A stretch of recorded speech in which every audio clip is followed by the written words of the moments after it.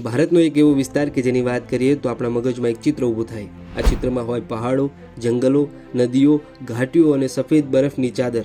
સાથે આ ચિત્રમાં જોવા મળે મોટી સંખ્યામાં મુસ્લિમો, આતંકવાદીઓ, નાશપ્રાય થઈ રહેલા પૌરાણિક હિન્દુ મંદિરો અને સતત ખડે પગે પોતાની ડ્યુટી ઉપર ઊભા રહેલા ભારતીય સેનાના જવાનો।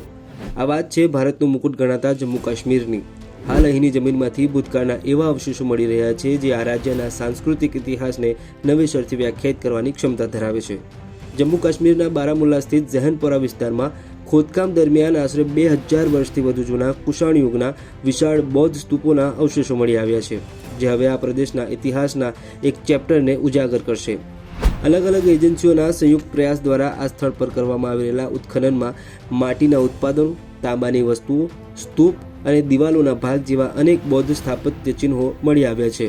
પુરાતત્વ વિભાગ દ્વારા વૈજ્ઞાનિક રીતે high resolution mapping, drone imagery, ground penetrating radar જેવી ટેકનોલોજીનો ઉપયોગ કરીને આ અવશેષોને લગતી વધુ વિગતો એકઠી કરવામાં આવી રહી છે।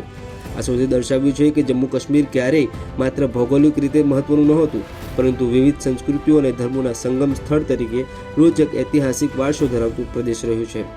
તાજેતરમાં જ વડાપ્રધાન નરેન્દ્ર મોદીએ પોતાના મન કી બાત કાર્યક્રમમાં આ પ્રાચીન બૌદ્ધ સ્મારક વિશે વાત કરી હતી।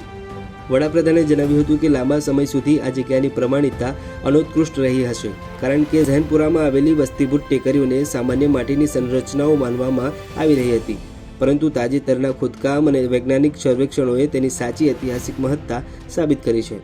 આ સાથે એક જૂની તસવીર જે ફ્રાન્સના એક મ્યુઝિયમમાં મળી હતી અને જેમાં સાધારણ દેખાતા 3 બૌદ્ધ સ્તૂપો દેખાતા હતા, તે હવે આ ઝહનપુરાના પ્રાચીન બૌદ્ધ કેન્દ્રને ઓળખવામાં મહત્વપૂર્ણ કડી બન્યા છે। આ શોધને ભારતની ધાર્મિક, સાંસ્કૃતિક અને ઐતિહાસિક ઓળખનો મજબૂત પુરાવો ગણવામાં આવી રહ્યો છે।